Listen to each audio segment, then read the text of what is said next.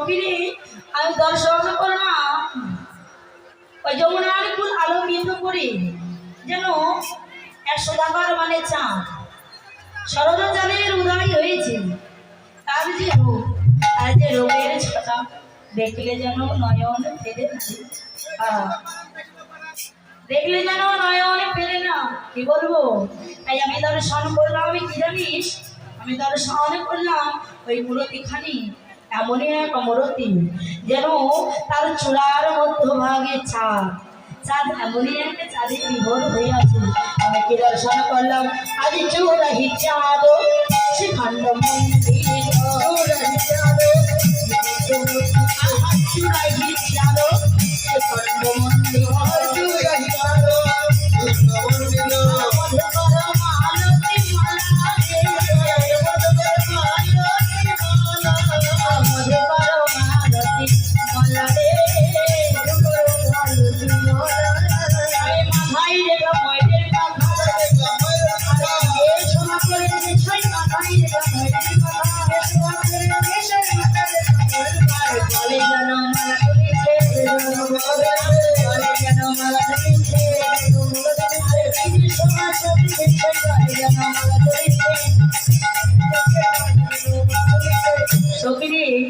আমি দেখলাম চূড়াহি চাঁদ শিখণ্ড মণ্ডিত মধুকর মালতী মালা।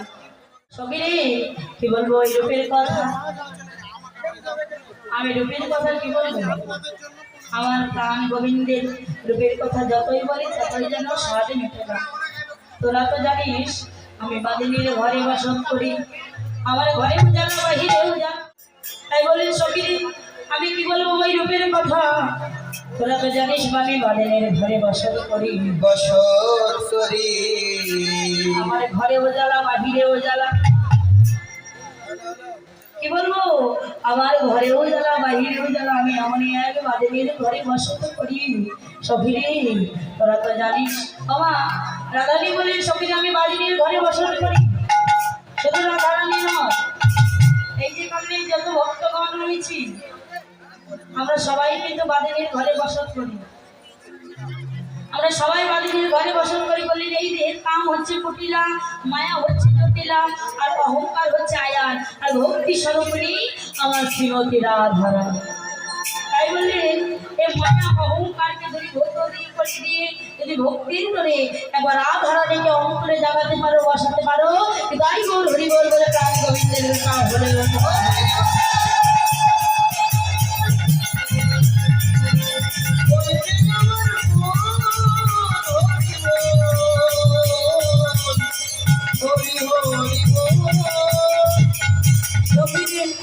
কি বলবো। আমি গেলাম যমুনার কুল আলোকিত করে, আমি দর্শন করলাম আমার প্রাণ বল্লভ গোবিন্দ দাঁড়াইয়েছিল। সঙ্গী আমি দর্শনের সঙ্গী ছিল মাত্র একটি কুম্ভ। কুম্ভ মানে হচ্ছে কলস। কুম্ভ কাকে করি যমুনাতে জল ভরি, দেখলাম জলের ভিতরে শ্যামরাই। আমার সঙ্গে কেউ তো ছিল না রে, একমাত্র আমি ছিলাম, আমার কুম্ভ ছিল। যমুনায় জল আনিতে গিয়ে, যমুনায় জল আনিতে আমি দর্শন করলাম কি সখী জানিস, ফুলের চূড়াকে মাঠে মোহন মুরলী হাতে, ফুলের চূড়াকে মাঠে মোহন মুরলী হাতে, ফুলের চূড়াকে মাঠে মোহন মুরলী হাতে, ফুলের চূড়াকে মাঠে মোহন মুরলী হাতে। কোন পানো জলে মিশাই সখী রে,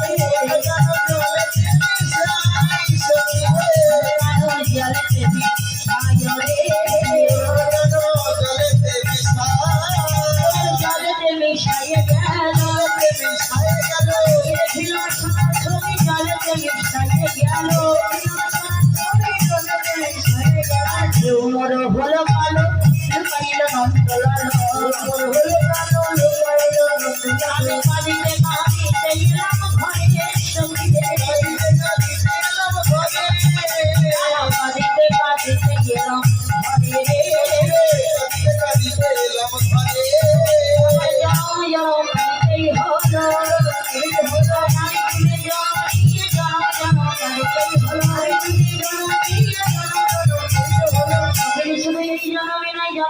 আমি যে এমনই ভাবে কেঁদে আসছি, সত্য যুগে কেঁদেছি আমি শ্রীনারায়ণের ঘরণী লক্ষ্মী হয়ে, তাই কেঁদেছি রামের ঘরণী সীতা হয়ে, আরে দাপরেতে কাছি আয়নের ঘরণী হয়ে, আমার প্রাণ বল্লভ গোবিন্দকে ভালোবেসে। তোরা তো জানিস এই জগতে কারো মাথায় আছে, কারো পিতা আছে, কারো ভাই আছে, কারো বন্ধু আছে, কিন্তু আমি হতভাগিনী রাধারানী। এই জগতে আমার আপন বান্ধব বলতে একমাত্র কে আছে জানিস? একমাত্র আমার আপন বান্ধব বলতে একমাত্র প্রাণ গোবিন্দ বিনি জগতে যে আমার আপন বান্ধব আর কেউ নাই। বিশাখা কি বলবো আমি ওই গোবিন্দ রূপের কথা। এই জগতে আমার একমাত্র আপন আপন বান্ধব বলতে আমার প্রাণ বল্লভ গোবিন্দ। শুধু রাধারানী নয়, এই যে আমরা এখানে যতজন ভক্ত রয়েছি আমাদের প্রত্যেকের একমাত্র আপন বান্ধব আমার প্রাণ বল্লভ গোবিন্দ। গোবিন্দ বিনি জগতে আমাদের আপন বান্ধব কেহ নাই, আপন বান্ধব আর কেহ নাই মা, একমাত্র আপন বান্ধব আমার প্রাণ গোবিন্দ। তাই রাধারানী বললেন সখী রে, এই মধুময় মধুর শ্রী বৃন্দাবনে আমার দিকে আঙ্গুল দিয়ে হেলাইয়ে বলে ওই যে কৃষ্ণ কলঙ্কিনী যাচ্ছে। সখীরা বলে রাধে, তবে যখন কৃষ্ণ কলঙ্কিনী বলে তখন মনে দুঃখ হয় না রে, কষ্ট হয় না? বলি কেন রে? আবার মনে দুঃখ হবে, কষ্ট হবে কেন? মা, এই জগতে সবাই তো কলঙ্কিনী হতে পারে, কিন্তু বলুন তো মা, এই জগতে কৃষ্ণ কলঙ্কিনী কয়জন হতে পারে? বলি এই জগতে কৃষ্ণ কলঙ্কিনী কয়জন হতে পারে? জানিস কি, ওই বাদিনী যখন আমার দিকে আঙুল দিয়ে হেলাই বলে ওই যে কৃষ্ণ কলঙ্কিনী যাচ্ছে, আমি তাদেরকে কখনো অভিশাপ করিলাম, তাদেরকে আশীর্বাদ করি, যেদিন আমার মতো করে আমার প্রাণ কৃষ্ণকে তোমরা ভালোবাসতে পারবে সেদিন জগতে তোমরাই আমার মতো করে সেদিন আমার কৃষ্ণ প্রাণ কৃষ্ণ বলে প্রাণ কৃষ্ণ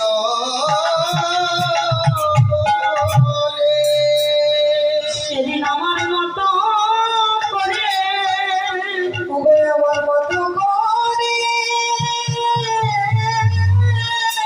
সেদিনই এমনি ভাবে তোমরা তোমাদেরকেও কাঁদিতে হবে, তোমাদের কাঁদিতে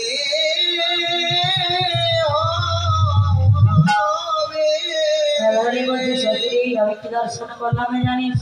আমি কি রূপ হেরিন কোলে, রূপ হেরিন কোলে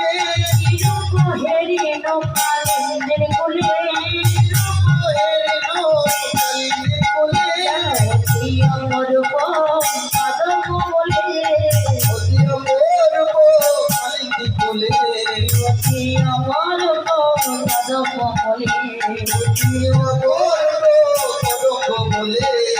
বলে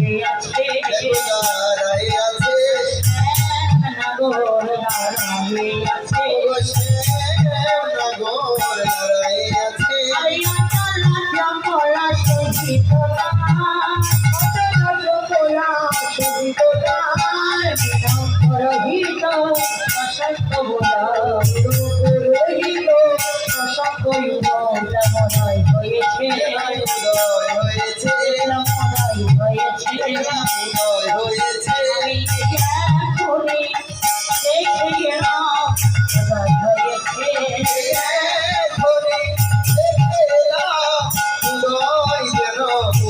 হয়েছে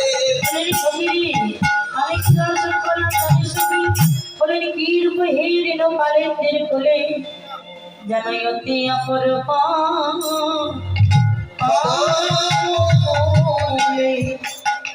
আমি তার সামনে করলাম ওই যমুনার কোলালোকিত করে শ্যামনগর আমার দাঁড়াইয়ে আছে ভঙ্গ ভঙ্গিমা হয়ে শ্যামনগর আমার দাঁড়াইয়ে আছে। একবার দেখে মনে হচ্ছে এই যেন স্থির হয়ে দাঁড়িয়ে আছে, আবার দেখে মনে হচ্ছে এই যেন চঞ্চল এই যেন চঞ্চল আমি আর কি দর্শন করলাম শোন শোন ওই অঙ্গ ভূত কহিতে না রে কহিতে না রে আর যখন এটা না রে বাড়ি আর মেরু করতে বলি সাকাই রে করতে বলি সাকাই রে আরে কাল মেঘের ঘটা ঘটা করতে বলি সাকাই রে আরে কাল মেঘের ঘটা ঘটা ভিতরে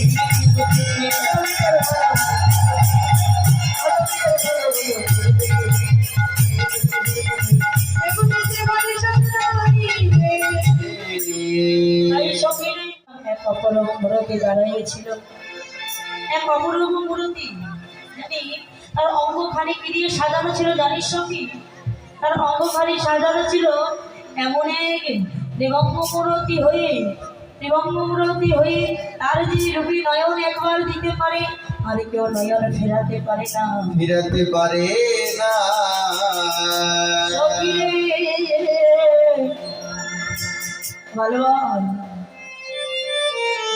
সেদিন আমার কবে হবে যেদিন আমি ওই কালো মেঘের গিয়ে জড়াইয়ে রব বলে সেদিন আমার কবে হবে তাই সবে গান বলছে রাধে ও রাধে রাধে তুই এমন ভাবে পাগল হস আর তুই তো হচ্ছিস অল্প বয়সে রমণী তুই অল্প বয়সে যদি তুই এমন হয় তোর পরিণাম তো কিছু ভালোই বোঝা যায় না রাধে বলে না রাধে সবাই আলে বাবা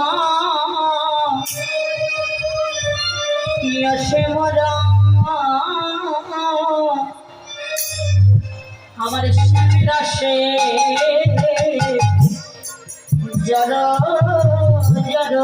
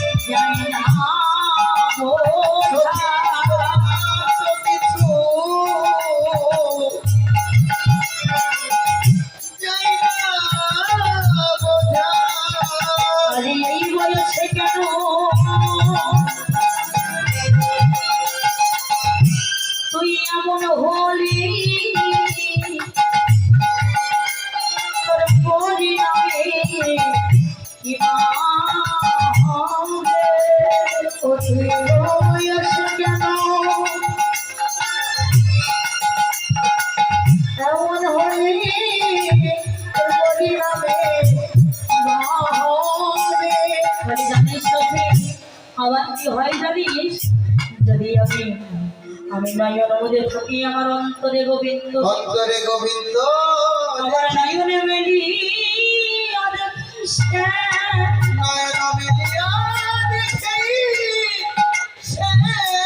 আমি যদি চলি যাই পথে শ্যামে যাই মনের সাথে সাথে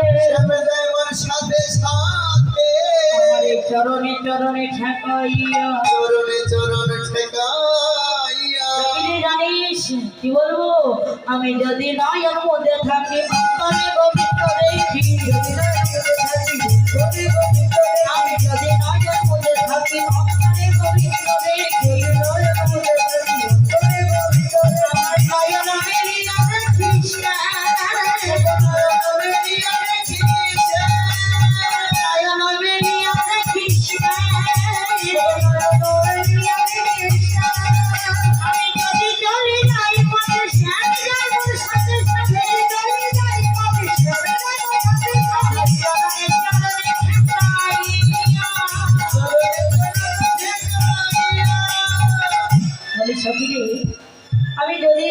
যাই পথে শ্যাম যাই পথে সাথে সাথে চরণে চরণে ঝাঁকাই আমি যদি নয়ন মধ্যে থাকি অন্তরে গোবিন্দ দেখি আমি আমার নয়ন দেখি আসলে ভগবান কোথায় থাকে গো? ভগবান স্বর্গেও থাকে না, মর্তেও থাকে না, পাতালেও থাকে না। ভগবান থাকে কোথায়? সদা সর্বদা ওই কৃষ্ণ ভক্তের ওই হৃদয় মন্দির, ওই হৃদয় ঘরে ভগবান বসবাস করে মা। কেননা একদিন মধুময় মধুর বৃন্দাবনে তার গোবিন্দ আমার বৃন্দাবন ভ্রমণ করছে। হঠাৎ করে শুনতে পেল কে যেন কাঁদছে। গোবিন্দ ঘুরতে ঘুরতে গিয়ে কেউ নয়, আমাদের শ্রীমতী রাধারানী। বলে রাধে তুমি এমন ভাবে কাঁদছো কেন রাধে? তোমার কি কোনো কিছু অভাব হচ্ছে? বলি বধূ হে, জগতে তো তাদের অভাব রয় যাদের প্রতি তোমার মতো প্রাণ গোবিন্দের কৃপা থাকে। অভাব তো ছিল মা তাদের ওই কৌরবদের, অভাব তো ছিল না ওই পঞ্চপাণ্ডবদের, যাদের সঙ্গে সদা সর্বদা ভগবান প্রাণ কৃষ্ণ থাকে। জগতে কি তাদের কোনো অভাব থাকতে পারে না? দেখুন মা, ওই যুদ্ধ হলো, ওই যুদ্ধ শেষে কি হলো? ওই রথটা পুড়ে পুড়ে আমারও হলো। অর্জুন বলে দয়াময় তুমি যখন ওই রথে বসেছিলে ওই রথটা সজানো হয়েছিল, কিন্তু এই রথটা কেন এমন ভাবে পুড়ে পুড়ে আমারও হয়ে গেল বলল? ভগবান কৃষ্ণ বলে সখা, এটা তো এই জগতের লোক দেখানো রথ। আমি প্রত্যেকের এই দেহ রথে পরমাত্মা রূপে বিরাজ করছি। যেদিন আমি ওই দেহ রথটা থেকে নেমে যাব, সেদিন এই দেহখানা, সেদিন ওই চার বন্ধু চার বাতে নিয়ে সেখানে পুড়ে পুড়ে ওই দেহখানা পুড়ে পুড়ে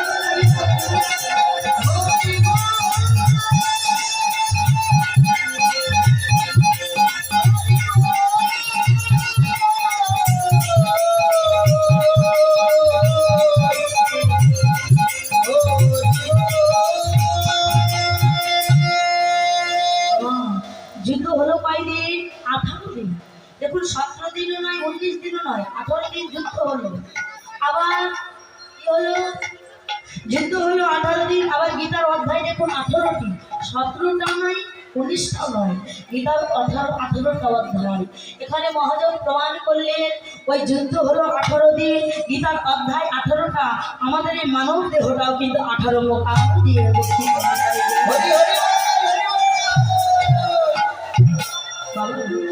যুদ্ধ হলো। জিতলো কারা? পঞ্চপাণ্ডব হেরে গেল। যাদের শত শত পুত্র ছিল তারা কেন হেরে গেল? বললে ওই শত শত পুত্র থাকলে কি হবে? তাদের সঙ্গে সবই কিছু ছিল মা, কিন্তু আমার ভগবান কৃষ্ণ যে তাদের সঙ্গে ছিল। জগতে যাদের সঙ্গে কৃষ্ণ রয় তাদের কি জগতে কোনো অভাব রয়? তাদের তো জগতে কোনো অভাব থাকে না। ভগবান বললেন ওগো জানো, আমি স্বর্গেও থাকি না, মর্তেও থাকি না, পাতালেও থাকি না। আমি থাকি কোথায় জানো? যেখানে আমার ভক্তরা করে আমার নাম গুলো কীর্তন, একমাত্র সেখানে হয় আমার আগমন। আচ্ছা মা, ভক্তরা যখন নাম করে না তখন ভগবান কোথায় থাকে? ভগবান বললেন জানো, যখন আমার ভক্তরা নাম করে না তখন আমি আমার ভক্তের হৃদয়ে সতর্ক। এক ভক্ত বলে দয়াময় তুমি তোমার ভক্তের মধুর সঙ্গ করো, তোমার ভক্তের চরণ ধুলি ওকে মাখো। তুমি কেমন করে তোমার ভক্তের মধুর সঙ্গ করো, ভক্তের চরণ ধুলি মাখো প্রভু? ভগবান বলে নারদ, যেখানে দেখবে আমার নামগুলো কীর্তন হোক সেখানে কত কৃষ্ণ বলা ভক্তের আগমন। যেখানে আমার নামগুলো কীর্তন হয় সেখানে কত হরি বলা ভক্ত।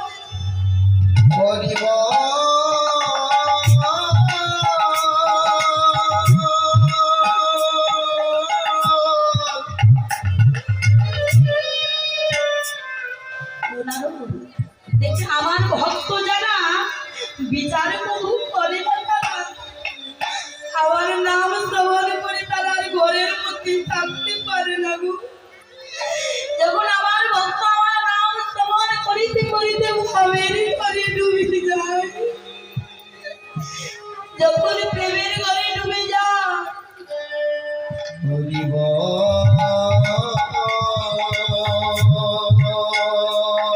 যখন আমার ভক্ত যখন আমার নাম শ্রবণ করিতে করিতে নয়ন জলে সহিত কাঁদতে থাকে,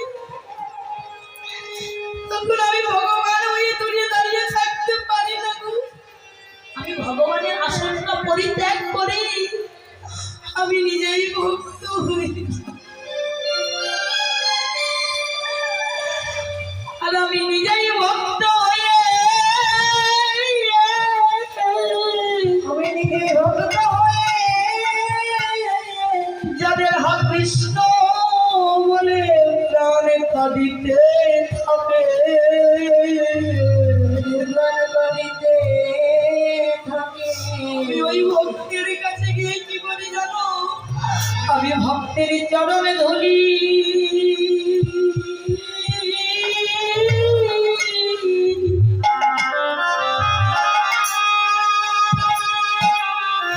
আমার ভক্তের পাখি আমি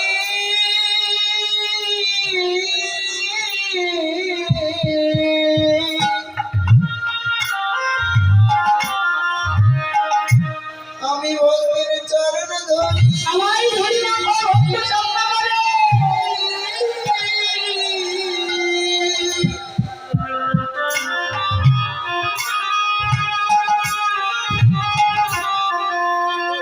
অভয়ঙ্গে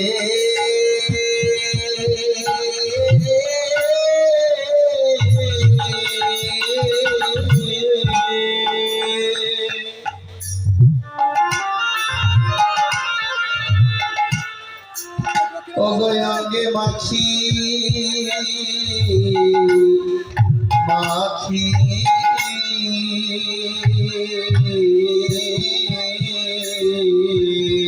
ও যাদের কৃষ্ণ বলে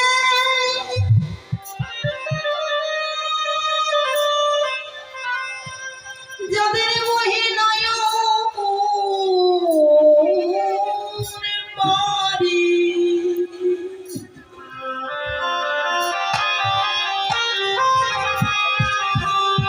আমি যেমন ভক্তের চরণ ধরি,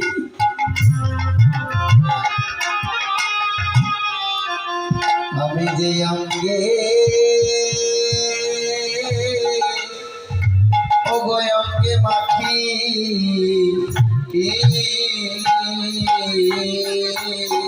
আমি যে ভক্তের চরণ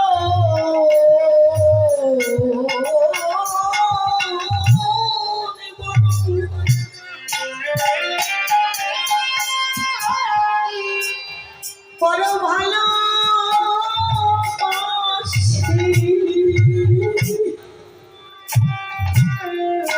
আমি চরণ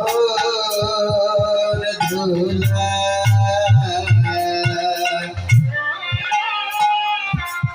আমি অঙ্গে মাখি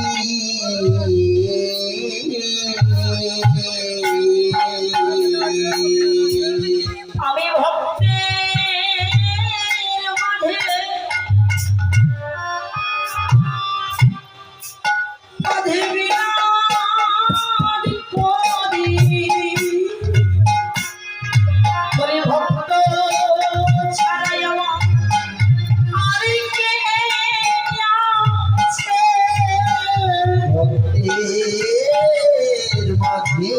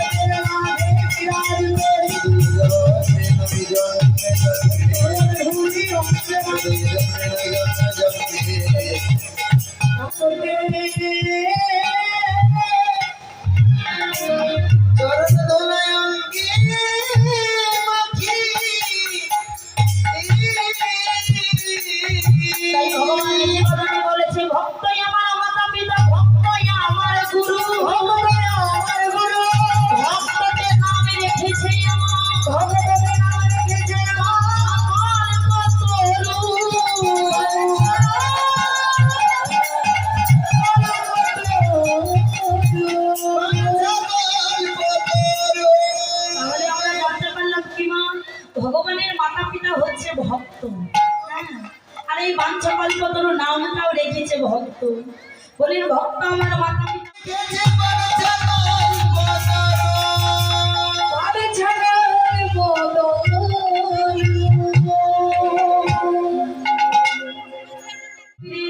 কি বলবো আমার গোবিন্দ রূপের কথা আমি যতই বলি ততই যেন স্বাদ মেটে না ততই স্বাদ মেটে না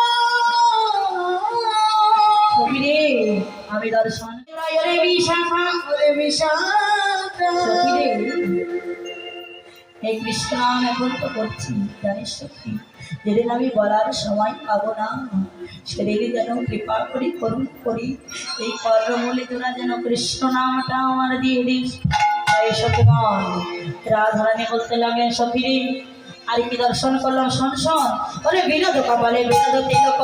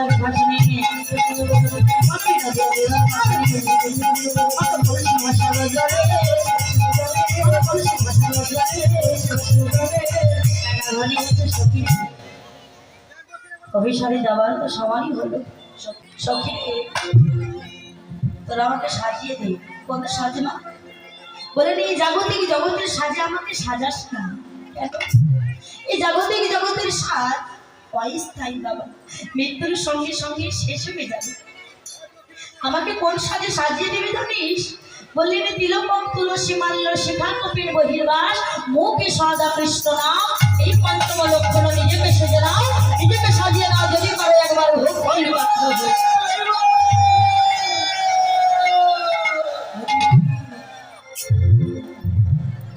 বললে তিলকম অঙ্গি পরিধান করে যেই সাজটা আমার সঙ্গে যাবে কোন সাজমা এই যে কণ্ঠে তুলসীর মালা ললাটে তিলক অঙ্গে বহির্বাস হাতে নামের মালা এগুলোই আমাদের সঙ্গে যাবে বললেন এই সাজে সেজে নাও যদি পারো একবার ভক্তির পাত্র হয়ে যাও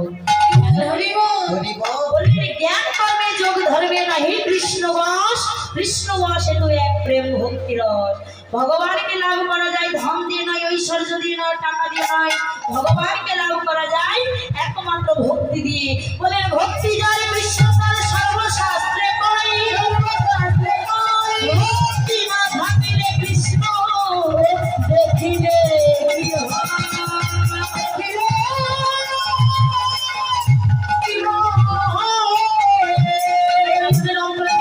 প্রেম আর ভক্তি আর অন্তরে থাকতে হবে বিশ্বাস কারণ শাস্ত্রে বললেন বিশ্বাসে মেলায় বস্তু তর্কে বহুদূর আমরা প্রেম আর ভক্তি অন্তরে বিশ্বাস নিয়ে যদি ওই ভক্তরাকে ডাকার মতো ডাকতে পারি একদিন না একদিন আমাদের ডাকে সারা দিলেও দিতে পারে